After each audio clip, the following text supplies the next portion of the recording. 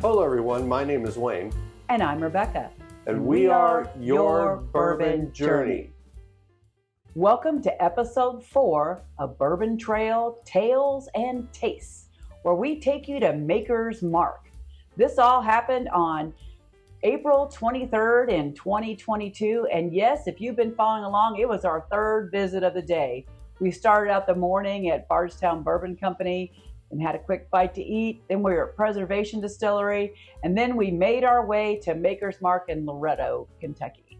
Talk a little bit about how fun it is to get to Loretto, Kentucky. Well, fun is not the word I would use, but as we started to drive there, the problem we were having is our GPS was slowly beginning to lose its ability to pull a signal.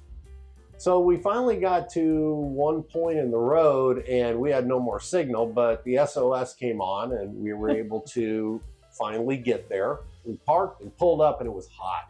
Yeah. It was hot. So Rebecca, talk about some of your first memories of that.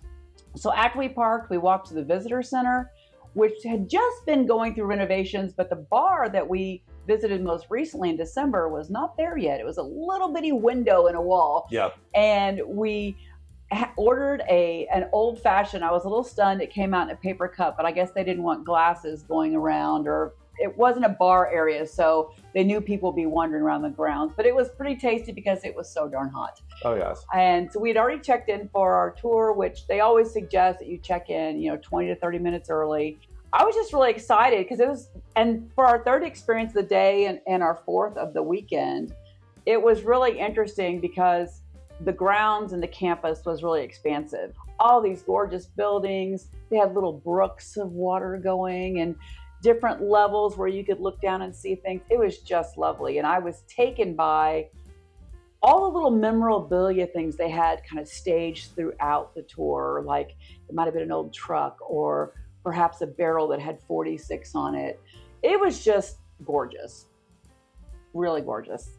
But then we finally got to the distillery. And what did you think about that? Well, my thought was it is hot. And I was going to kind of at that point pondering my choices in life. It was absolutely gorgeous. It still may be one of the prettiest distilleries inside. Yes. That I've ever seen. And I got to the point walking around. It's like, okay, I dig this. This is really neat. My memory of it, we got inside the area where they had the, what is it called? Oh, the copper. Yeah, it was basically, it's a giant like holding tank after they come off the column still. Mm-hmm. And they have their spirit safes on top. And It's just gorgeous. It's like this pair of them. And when you first walk in the distillery, you see this pair of really shiny copper, giant things, and you're like, wow, what is that? Everybody wants to walk that way, but the tour actually goes the other way just to confuse you. So. And having been to many distilleries now, it may be the prettiest of any of those that we've seen. This one still stands out as gorgeous, and we've done tours there 3 times now, so it's just always amazing. And then the other piece was the different thing, and we didn't know it was that different then, because now we've been to 61 distilleries. Then this was like our 4th experience. So going into the fermentation room, and their fermentation barrels were all made of cedar. And that's not done anymore because it's really hard to get cedar, and having to keep it up and get it replaced, and replacing it like one stave at a time, so to speak. No one just does it anymore. And they're harder to clean too. They are. That was fascinating. So then one of the things that really stands out thinking back on it was we got to tour one of the Rickhouses. Mm-hmm. And their Rickhouses are very different in that they're the only ones that rotate their barrels. Yep. They can rotate them that way, so they always end up having that same equal flavor, because that's very much a Maker's Mark thing. They want every bottle to taste the same. Yeah, and if my memory is serving me, and this is probably coming back more from the tour we did in September more recently, I believe Jim, that guide, told us that it really is the 4th level and 1st level that get switched. Like 2 and 3, they pretty much leave in the middle because they're not as drastically different. Mm-hmm. But they pull the ones from level 4 down to 1 and ones from level 1 up to 4. I think that's what they do. They don't rotate every single barrel. And then for me, this one was stunning because all overhead it had Cholula glass, just all these bright, beautiful blown glass pieces, and you just stand there in awe, and you really don't want to leave because you're in this really nice, cool rick house, and you're surrounded by this amazing glass. But then we went in, and that's when we did our tasting, which was a guided tasting. Do you recall what we tasted? Actually, I don't. I want to say one of them was the Basic Makers. I know one of them was the Basic Makers, yeah. And I believe one was 46. Mm-hmm. The other one was one of their newer stave finish types. I don't remember. And I think the other was a cask. Maybe it was the cask strength 46, perhaps. Could have been. Yeah. So it was 4 things. It was really fascinating. They use more of a sherry glass for their tastings, which I think is interesting too. Yes. They don't use like the Glencairns like so many do. And one of the things that Rebecca did on that trip was she actually dipped a bottle. So let's go ahead and do the taste part of today, which all we bought that day was a Basic Maker's Mark. I mean, we were early in our journey, and we we weren't sure about the things we had tasted on the guided tasting if we wanted any of those. So we just stuck with the Basic Maker's Mark, and we don't drink a lot of that anymore, but I know that you have a lot of fond feelings about it because it was one of the first things you really were comfortable drinking. Yes, it was one of the first I really enjoyed and didn't feel like that my tonsils were on fire. And I thought it was really cool, and I kind of became a fan of the Weeders at that point and like them more now. Well, let me tell you, in case you don't know, I'll tell you a little bit about this particular Maker's Mark bottle. First of all, you can always identify a Maker's Mark bottle by its iconic red wax, right? I mean, it's actually trademarked. It's a trademark dip. The fact that it's got a great price point, typically around the $30 price range, it's available almost anywhere you go, and it's got that sweet profile that Wayne was talking about. For that reason, it's become really important in a lot of people's bourbon journey. It is a wheated bourbon, as we talked about. The mash bill is 70% corn, 16% wheat, and 14% malted barley. It's non-age stated, but according to the website for the company, they do typically age between 6 and 7 years. And I will say too that these are actually hand labeled by an old time machine. One person sits there for a certain shift and hand labels them. And then there's a line of people that do the hand dipping, even at this time. It is a straight bourbon whiskey. You may or may not know it's owned by Beam Suntory, and it is 90 proof.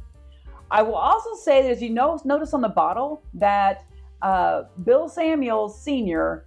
was really a fan of Scotch whiskey. So this is one of the very few American distilleries that uses a Scottish spelling of whiskey that does not have the E. Interesting. So there we go. So it's great to revisit this because, to be honest, we do a lot of their specialty ones now, their stave profiles, the Lost Recipe. We recently did the cellar aged because they have started doing some older things with some different age statements on them. Yeah, I don't remember the last time I had a Basic Maker's Mark. It's been a long time. So I'm pretty excited. Let's see how it looks. There we go. It's kind of a honey color. Yes. Very honey. I can see some legs forming though. For 90 proof, pretty good. It's got a little bit forming. Just a teeny bit. Yeah, it's working on it. Let's have a little smell. It's definitely wheated. Weed. Honey. Mm-hmm. Very light cinnamon notes. But it doesn't overwhelm your nose. It's not something, especially if you're newer to bourbon, where you pick it up and you go, whoa, that's just too much alcohol. I can't have that. Because that sweetness really comes through on the nose. It's very inviting. Let's go ahead and try it. Yeah. Cheers. Cheers. To memories of Maker's Mark. Maker's Mark.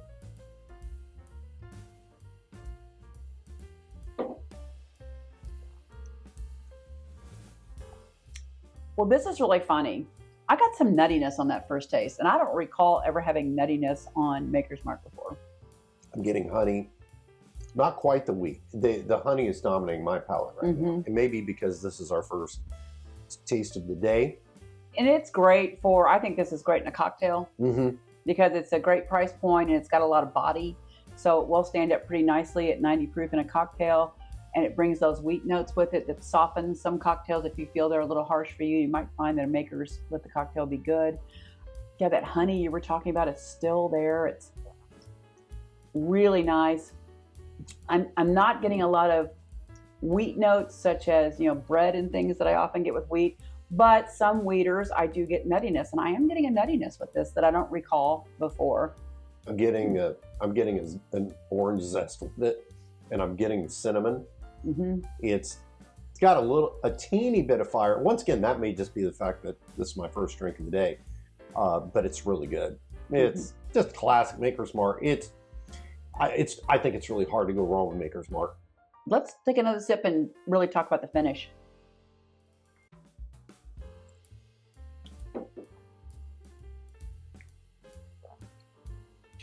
It is such a consistent drink.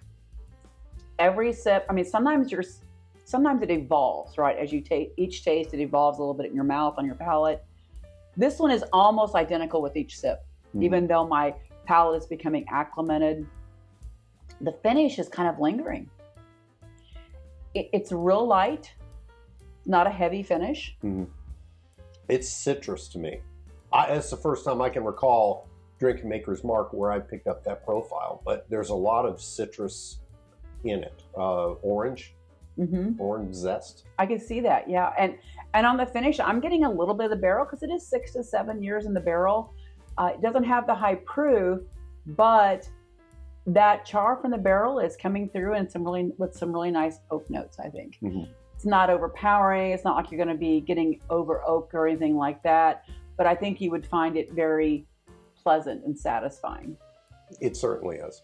Mm-hmm. You can't go, I just don't think you can go wrong with Maker's Mark. No, I don't think so either. And talk about a value and something that you can get. It's not allocated. Mm-hmm. You can walk into a store, just about any store, and find this. But today we're really paying homage to the original recipe, the original way of doing it, and the fact that they had this cool marketing for the dip on the bottle and everything else. It is just a pretty iconic bottle. Mm-hmm. It's their flagship. It really stands out in a world of bourbon on a shelf, and when you walk into a liquor store, you know where the Maker's Mark is. Agree. But I enjoyed it. I did too. So I hope you enjoyed this tale, because next week we're going to do Heaven Hill for episode 5. Oh, I remember Heaven Hill. All right. Well, you have a great day. Always remember to drink responsibly, and please subscribe and follow what we do. Have a good day, and cheers. Cheers.